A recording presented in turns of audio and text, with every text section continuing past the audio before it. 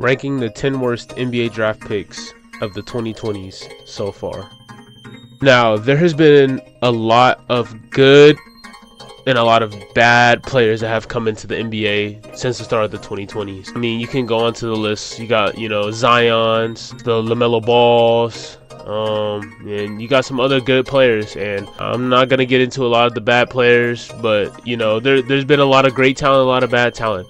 And within this video, we're pretty much going to watch basically what they believe is the top 10 worst picks to come out of the 2020s.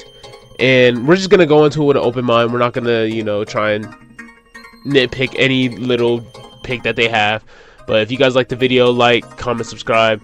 Let me know what other videos y'all want me to watch, want me to react to. Let's not talk too much. Let's just get right into it. Let's go.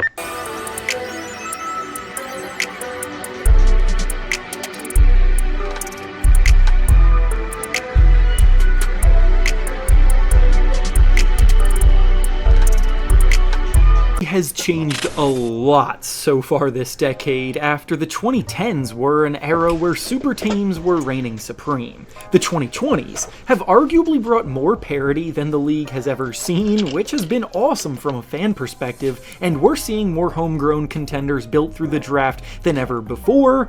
But even with so much talent coming in year after year, we're also still getting just as many draft busts at the top of each class, and that brings us to today's video.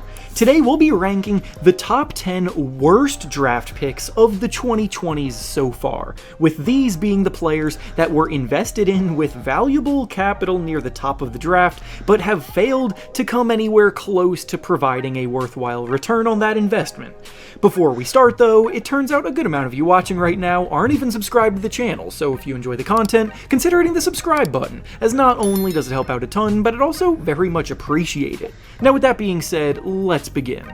We'll start at number 10 and work our way up to the number 1 worst pick of the day. Kira Lewis. I don't think I've ever heard of him.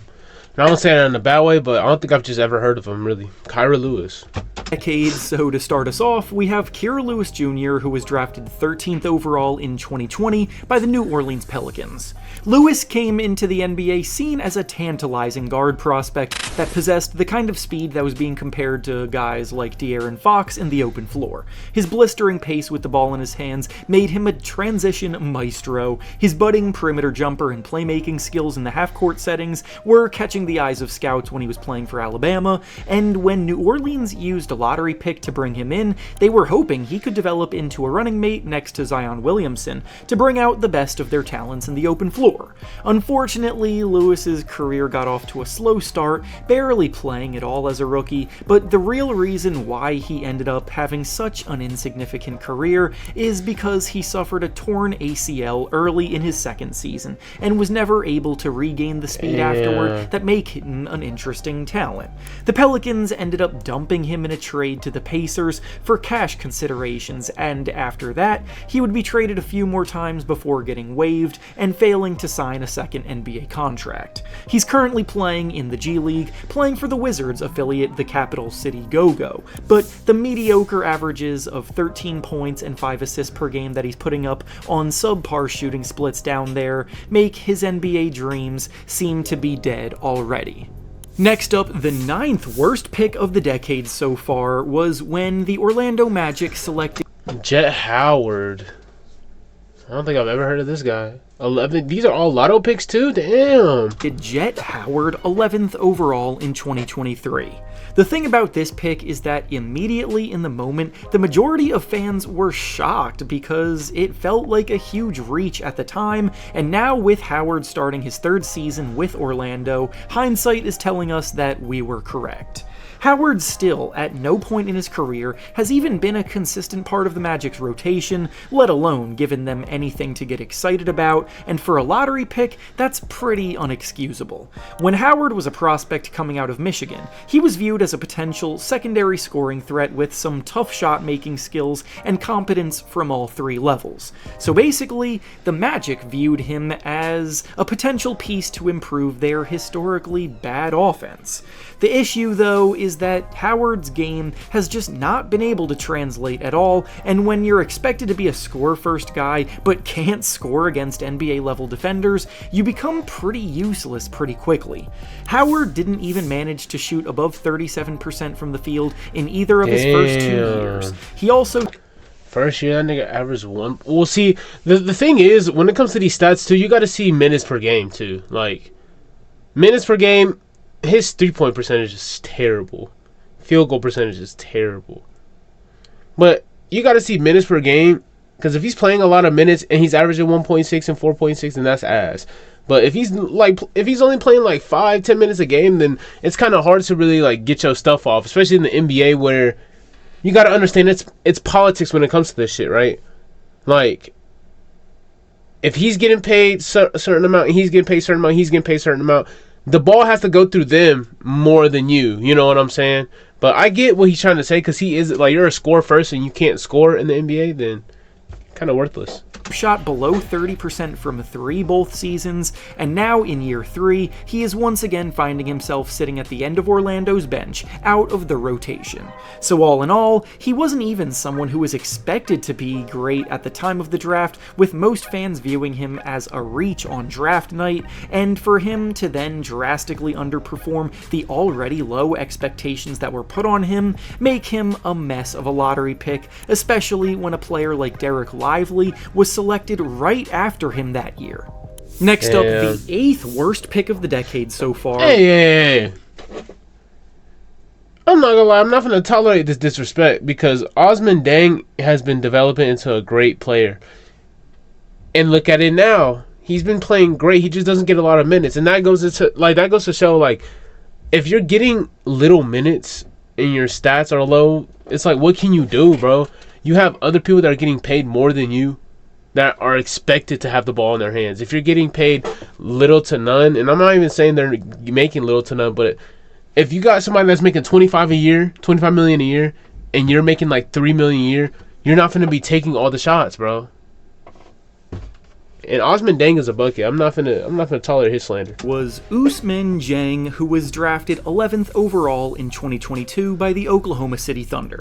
This pick is pretty funny to look at for several reasons in hindsight, and we'll go through all of them right here. For starters, the Thunder didn't even originally own this pick. They traded with the Knicks to acquire it on draft night by giving them several future first-round picks in exchange. So they clearly loved Dieng at the time, if they felt the need to do this. To add to that, the Thunder also owned the next pick, the 12th pick in this draft, so they felt it was necessary to make back-to-back selections. To make things even better, the player that they took with that 12th pick right after this happened to be Jalen Williams, who is now an all-star and member of the all-defense team for them, playing elite basketball on both ends of the floor, flourishing as a rising star in the league, yet it seems like they valued Ousmane Dieng more earlier on. Meanwhile, Dieng has pretty much been a complete afterthought ever since draft night, so they didn't even need to make that trade in the first place. Dieng was pretty raw coming to the NBA from France, but he's now starting his 4th season with the team and has no realistic path to minutes for the defending champions. The most he ever played was during his rookie season, where he averaged about 5 points per game. He's a career 29% shooter from 3. His role has shrunk every season, and now he's in the last year of his rookie contract with a slim chance of being offered a second one by the Thunder, so we'll see where he ends up, if he ends up on another team at all. Next up, the 7th worst pick of the decade so far is Kobe Bufkin being selected 15th overall by the Atlanta Hawks in 2023. Bufkin was taken in the middle of the first round that year, expected to be able to take some pressure off of Trae Young's shoulders in the playmaking department to hopefully develop into a reliable backup point guard. What's crazy is that Bufkin was actually teammates with Jet Howard at Michigan, so I promise I'm not a Michigan hater or anything, they just happened to produce 2 of the worst draft picks in recent history. Damn. Bufkin's NBA career has admittedly been plagued by injury, as he missed a ton of time as a rookie due to a toe and thumb injury, injury, and then in his second season he once again was shut down for the year after playing just 10 games because of a shoulder injury. It's tough to hold him accountable for all of this misfortune when that's the reality of what he's been dealt, but it's also hard to buy into a player this injury prone when he's also been flat out bad in the games that he has been able to play. Through 2 seasons, he has averaged just 5 points and 2 assists per game, shooting an abysmal 37% from the field and 22% from 3. He can't defend anybody. The Hawks have clearly already given up on him after trading him to the Brooklyn Nets for cash considerations, and then the Nets also waived him right before the start of this season, so he is currently unemployed in just his 3rd year.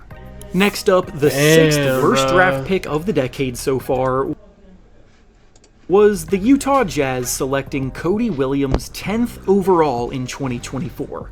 I know Williams is only in the 2nd year of his career, but I just couldn't be more out on him as a player, and don't think he ever even had the talent to be considered in the lottery, let alone a top 10 pick where he was taken. If he wasn't related to Thunder star Jalen Williams, he never would have been hyped up the way that he has been, and now he's in a position where he's fighting for his spot in the league in general in just year 2. I made a full video about Cody Williams' rookie year last season where I was labeling him as one of the worst rookies we've ever seen, and I do stand by what I said, but to summarize, he literally had one of the worst seasons ever from someone who played over 20 minutes per game. Not everybody plays 21 minutes a night right away, so of course I wasn't factoring in the rookies that barely played right away, but of the players that got consistent minutes throughout history, Williams was dreadful comparatively. He either ranked dead last or in the bottom 10 of the entire NBA last year in every single advanced impact metric. He shot historically bad inside and out, shooting 32% from the field and 26%. No, that's nuts though. 25% from 3, 32% from the field is terrible. From 3, he was a terrible defender despite having the length and physical tools to hypothetically contribute on that end, and now to start off his 2nd season, he's not even in the Jazz's rotation. A Jazz team, mind you, that is still rebuilding, so if he can't even stick in the rotation of a group projected to finish near the bottom of the standings, I don't know where he could go to even try to rejuvenate his career. Next up, the 5th worst draft pick of the decade. So now, with AJ Griffin, he ended up retiring early because he had pretty much like a calling from God, which is honestly respectable, you know what I'm saying? So I wouldn't even claim him or put him into that category of him being like one of the worst picks because he had his own journey that goes with it. So, of course, when it comes to actual hooping, then I guess, but it's a different situation that he was going through, so far was the Atlanta Hawks selecting AJ Griffin with the 16th pick in 2022. The Hawks have really had some awful luck in recent years with their picks in back-to-back drafts panning out to be absolutely nothing. This one may be the most unpredictable outcome of all though, because even though Griffin didn't exactly get off to an elite start in the NBA as a rookie, his play on the court was still solid, and it's not even why he lands on the list today. In his rookie season, he actually gave Atlanta some pretty good minutes, mostly off the bench, putting up about 9 points per game, shooting 47% from the field and 39% from 3, that's not bad. All while defending hard, moving well without the ball, and excelling in his role. He was very much on track to be a valuable two-way role player at minimum, but then out of nowhere, early in his 2nd season, he quit the game of basketball altogether in order to dedicate himself to his religion and become a full-time minister. Of course, he's free to follow whatever path his heart desires, and I'm happy that he found his true calling, but the decision absolutely stung the Hawks franchise in a big way, and there was nothing they could have even done about it. Nobody could have predicted their impactful first-round pick would walk away from the sport altogether like that, and yet now in hindsight, that selection was a complete waste. Next up, the fourth worst draft pick of the decade so far was when the Charlotte Hornets selected James Bouknight 11th overall in 2021. Bouknight came out of UConn looking like a dominant volume scorer in the making, as he dropped 40 points early on that freshman season, but he also struggled with injuries at UConn, and by the end of his collegiate career, he had only played 15 games. He also wasn't even that efficient in college, shooting just 29% from 3 that year, but most people looked past that because of how impressive his tape was, and because of the injury that he suffered being used as an excuse. Well, after being drafted by Charlotte, the hope was that he could become a dynamic scoring threat to pair with LaMelo Ball's playmaking talent in the backcourt, but Bouknight struggled to even make his way onto the court most nights, and when he did, it turns out we should not have overlooked those efficiency issues. As a rookie, he largely only played in garbage time. In his second season, he played more but just stunk, shooting the ball across the board, and the team basically gave up on him in year 3, waiving him by the trade deadline. What also made matters worse is that Bouknight had some off-the-court issues, including being arrested for driving while intoxicated, and problems with the law are never a good sign for a player who is also struggling on the court. No team is going to want to take on that kind of headache, so Bouknight is now playing in the G League with a slim chance of returning to the big leagues. Next up, the third worst draft pick of... Now, James Wiseman.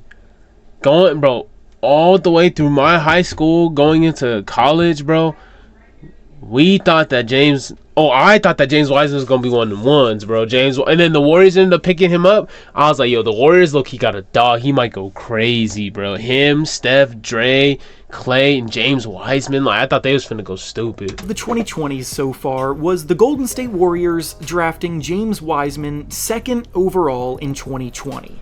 Wiseman was looked at as the next all-time great center talent at the time, standing at 7 feet tall with a gargantuan wingspan, the ability to jump out the gym, and all of the things that pass the eye test. It's also true that Wiseman was one of the biggest mysteries as a prospect we've seen in recent history, as he dropped out of Memphis after having played just 3 games in college for them because of some disputes with the NCAA, so he chose to prepare for the draft on his own for the remainder of that year.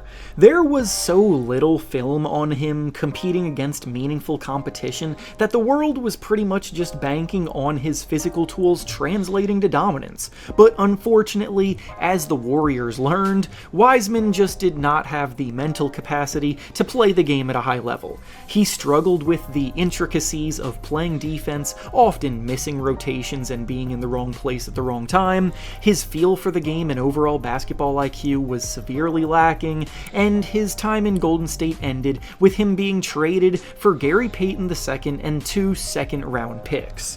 What hurts the most is that LaMelo Ball was the very next pick made after him in the 2020 draft, so the Warriors passed on an all-star for a bust who is now stuck at the end of the Indiana Pacers bench, having played in just 1 single game last season. Next up, the runner-up, second worst draft pick of the 2020s so far was when the Washington Wizards selected Johnny Davis 10th overall in 2022. Most of you probably even forgot Johnny Davis existed because ever since draft night in 2022, he has pretty much disappeared completely from the NBA landscape. As a rookie, he spent the majority of his time down in the G League, and now 4 years later, it turns out there was a reason for that. The Wizards were hoping that they just found Bradley Beal's potential future replacement when they drafted him, because as a prospect, Davis's whole game was based around being a natural scorer of the basketball. He was first-team All-American at Wisconsin, scoring about 20 points per game with good size and what looked like a natural feel for putting the ball in the bucket. But after getting drafted, something about his jumper started to look extra wonky. He was one of the least efficient players in the league year after year. He completely lost confidence in his shot, and the Wizards finally gave up on him when they decided to trade him to Memphis around last year's trade deadline, only for Memphis to then immediately waive him. Since then, he has been down in the G League, where he is currently playing for the Bucks affiliate team, the Wisconsin Herd. But as a player who never even made a small imprint on the game at the NBA level as a top 10 pick, he was in very close contention for the number 1 spot today. And finally, coming in as the... Now look, this nigga...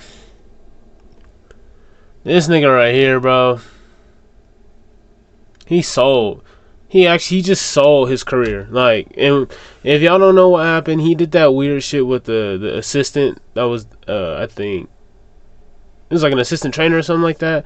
And then they ended up cutting him, bro. He sold. He sold. Number 1 worst draft pick of the 2020s so far, we have the San Antonio Spurs selecting Joshua Primo 12th overall in 2021. The Josh Primo situation is a terrible combination of a terrible player also doing terrible things off the court to set himself back even further than his horrific play was already doing. To add to it, he too was viewed as a pretty big reach on draft night, with no mock drafts really having Primo even in the consideration to be selected in the lottery at the time, so the Spurs were reaching quite a bit when they took him 12th. As a rookie, he was playing a lot because the Spurs were tanking and they were giving all of their young guys the room to play freely and grow their games, but Primo was averaging just 6 points in 20 minutes of playing time per game, shooting just 37% from the field and 30% from 3. He may be 6'6", but he was also incredibly thin, so he was being taken advantage of on defense by stronger and more physical players, and the Spurs were 5 points worse per 100 possessions with Primo on the floor. Then, at the start of his second season in the league, news broke that Primo was being waived by the team, and the next day it was revealed that it was because Primo and the Spurs were being sued by one of the team's sports psychologists because Primo was allegedly exposing himself to several women. Since that point, Primo has played in just 6 total NBA games, but is currently without a team for good reason. Moral of the story, Primo was a bad basketball player and an even worse person, and karma hit him hard, making him the worst pick of the decade to this point. Now, I'm going to be honest. I'm going to be completely honest. I think, and this is just me, I believe that this list was pretty accurate besides the Ousmane Dieng. But at the same time, hey, everyone's entitled to their own opinion. But shoot, if you like the video, like, comment, subscribe. Let me know what y'all want to watch, or let me know what y'all want me to go over, react to. I'm an open book, so anything that y'all suggest, I'm going to just go over. I'm going to just say fuck it. But hey, DGY to the sky, man. All love. I appreciate all y'all, man.